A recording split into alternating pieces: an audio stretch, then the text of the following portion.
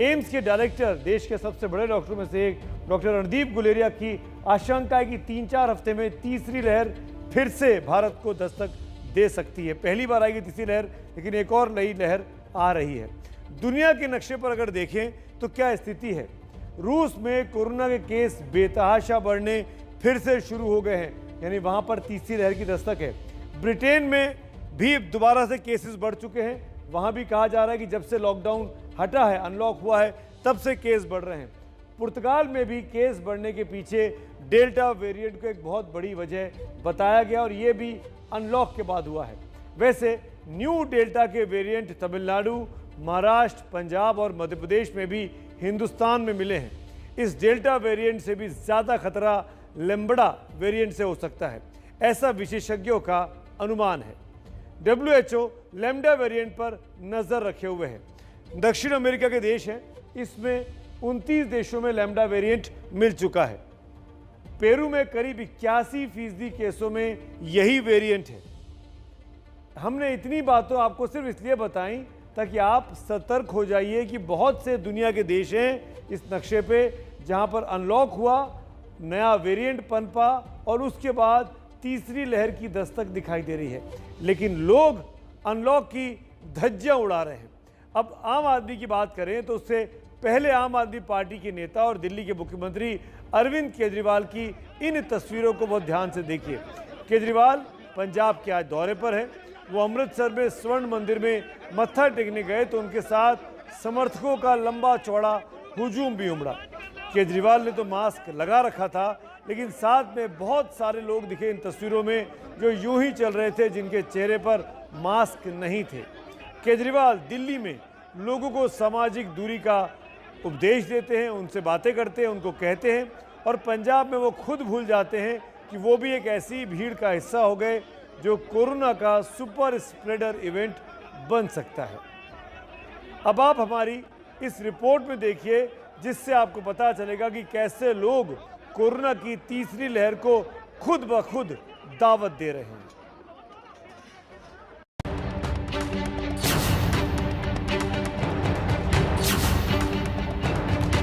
Third wave का अभी हमें प्रिपरेशन करनी होगी एक तो, और फिर वो कब आएगा हमें भी नहीं पता।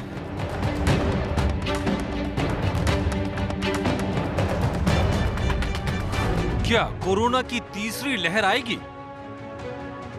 ये किला घूमने निकले या कोरोना को निमंत्रण देने?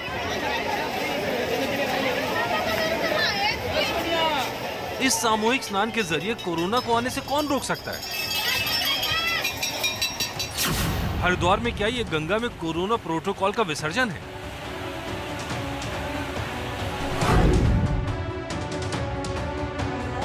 कहीं पहाड़ों पर सैलानियों का रेला, अब उस रेले पर कैसे नहीं लगेगा कोरोना का मेला? लॉकडाउन में छूट मिलते ही लोग सैर सपाटे पर निकल पड़े। भीड़ के पिछले सारे रिकॉर्ड टूट गए। जरा आप भी देखिए, कहां है मास्क और कहां है सोशल डिस्टेंसिंग। सोलन हो, कसौली हो, चायल हो, हर जगह कई किलोमीटर लंबा जाम लगा है। बीते 48 घंटे के दौरान हिमाचल के प्रवेश द्वार परमाणु बैरियर से 10,000 गाड़ियों की एंट्री हुई है। बहुत बुरा हाल है सर, देख सकते हैं आप, ये पूरा सोशल डिस्टेंसिंग का कोई हाल नहीं है। लोग ऐसे हो रहे, प्रशासन कुछ नहीं देख रहा, क्या कर सकते हैं हम लोग, बताइए आप।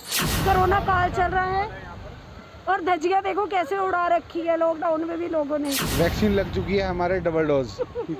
हम बहुत बढ़िया एंजॉय कर रहे हैं यहाँ पे।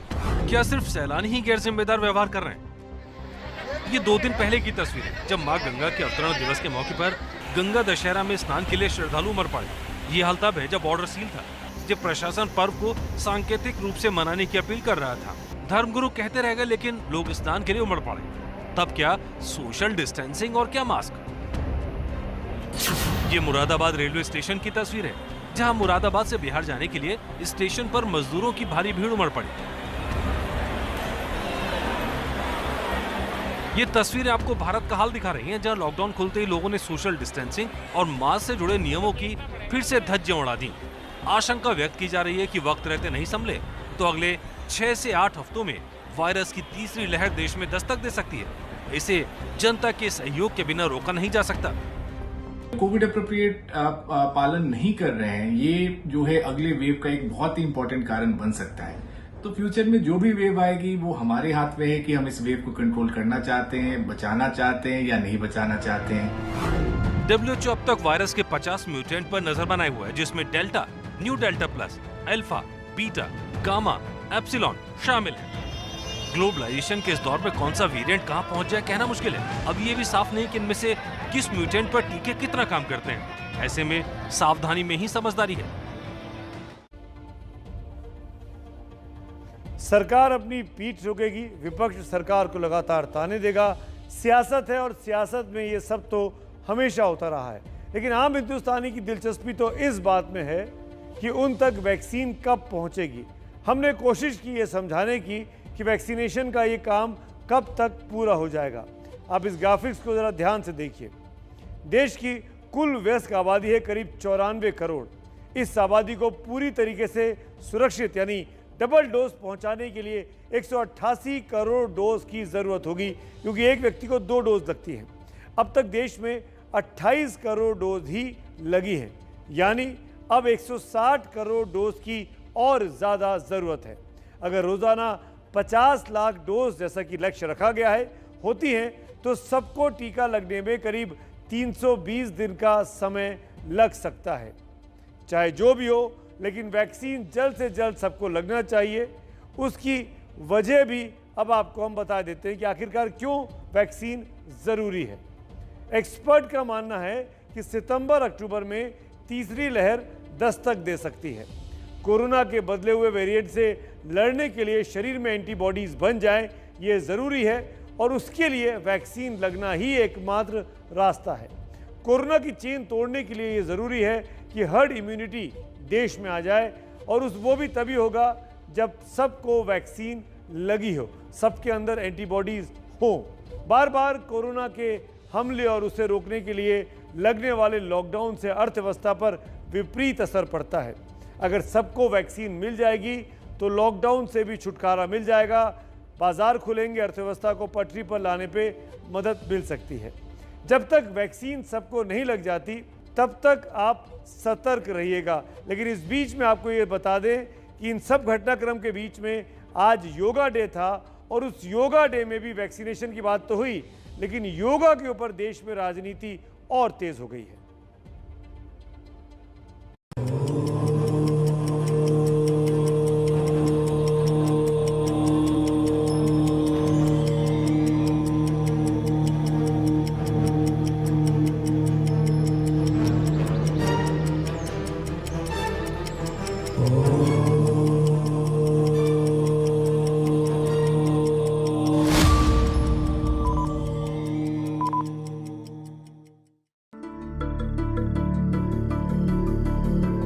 हिंदुस्तान ही नहीं, समूची दुनिया जब योग में मग्न थी,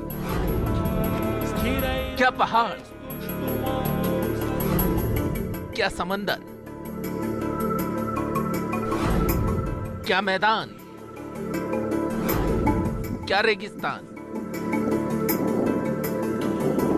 हर तरफ योग ही योग। उसी घड़ी कांग्रेस के एक नेता को योग के बीच ओम और अल्लाह पर राजनीति सूझ गई। कांग्रेस के सांसद अभिषेक मनु सिंघवी ने ट्वीट किया,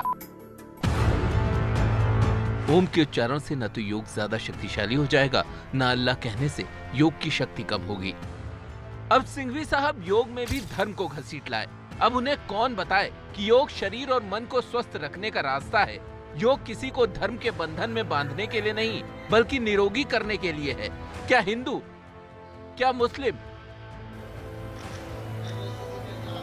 हर कोई योग की अहमियत को समझता है। लेकिन सिंघवी साहब को तो सियासत करनी थी, लिहाजा उन्होंने ओम और अल्लाह के नाम पर अनुलोम विलोम कर दिया। अब तीर अभिषेक मनु सिंघवी ने छोड़ा तो तलवार बीजेपी ने निकाल ली।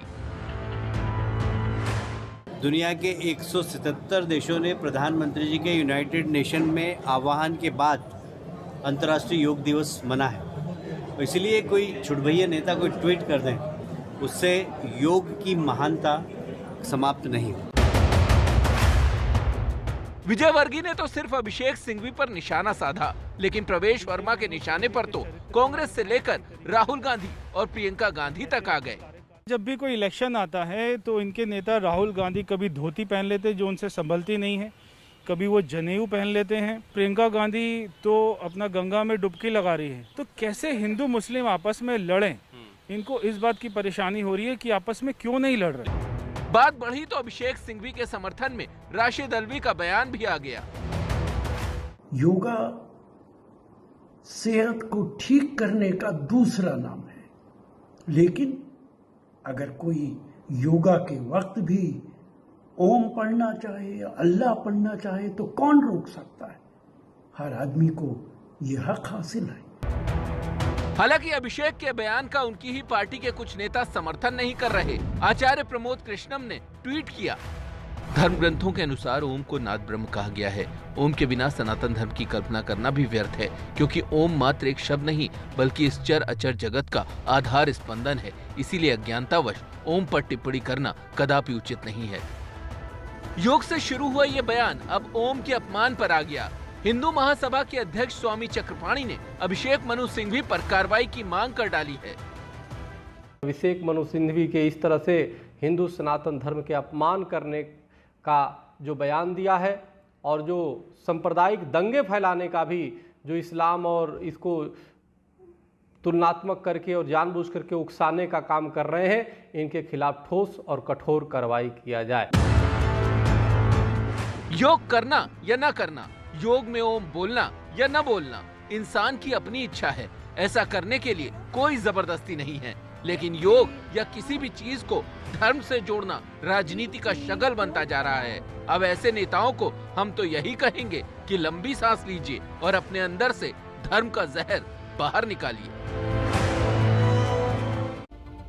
अंतर्राष्ट्रीय योग डे था। योग डे पर देश भर में वैक्सीनेशन प्रोग्राम की बहुत बड़ा एक स्कीम लॉन्च की गई, लेकिन ये सब कुछ पीछे रह गया इस विवादित बयान की वजह से जो अभिषेक मनु सिंघवी ने दिया। लेकिन यहाँ पर हम साफ कर दें कि कांग्रेस पार्टी ने कहा कि अभिषेक मनु सिंघवी का बयान था। कांग्रेस पार्टी उनके इस बयान से सहमत नहीं है। तीसरी लहर का खतरा देश पर बना हुआ है।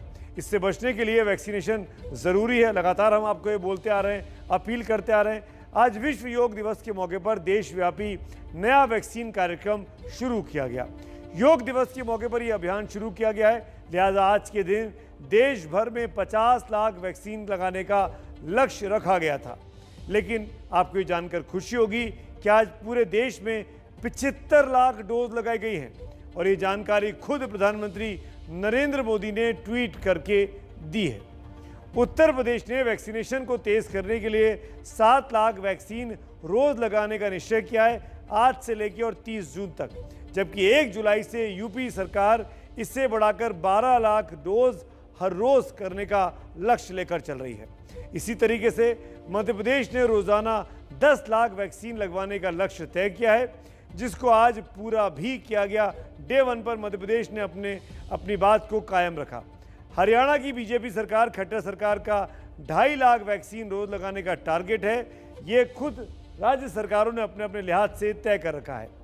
आज पहला दिन था तो केंद्र सरकार और बीजेपी ने खास तौर पर इसे जोर शोर से लॉन्च किया। बीजेपी के मंत्री और नेता टीकाकरण सेंटर पर खुद नजर आए। यही नहीं, वैक्सीन के बहाने सियासी निशाने भी लगाए गए। वैक्सीन सबको लगाई जाए, ये बेहद ज़रूरी है, लेकिन तब तक ऐसा नहीं होता जब तक आपको अपना ख्याल रखना होगा। ये बहुत ज़रूरी है कि आप मास्क लगा कर रखें, सामाजिक दूरी के नियमों का पालन करें, कोविड प्रोटोकॉल को मानें और आपकी सहूलियत के लिए, आपको मोटिवेट करने के लिए एबीपी न्यूज़ #MaskUpIndia नाम की मुहिम चला रहा है। बहुत छोटा सा लक्ष्य है, बहुत आसान सा तरीका है। मास्क पहनी हुई तस्वीर खींचिए, हमको भेजिए, जैसे कि आप तमाम लोगों ने भेजा है। आपकी तस्वीर रोज़ शाम को 8 बजे इंडिया चाहता है में हम दिखाते हैं और आपकी तस्वीरों के सहारे हम बाकी देशवासियों को ये मोटिवेट करते हैं, प्रेरित करते हैं कि इनसे सीखिए, इन्होंने देश को कोरोना से बचाने की कसम खाई है, तो हम सब आप मिलकर ऐसा क्यों नहीं कर सकते हैं। मास्क पहनकर रखना है हर वक्त, जहां भी है। अगर आपका वैक्सीनेशन हो गया है तो भी, और अगर आपका वैक्सीनेशन नहीं हुआ है तो भी, ये बहुत ज़रूरी है।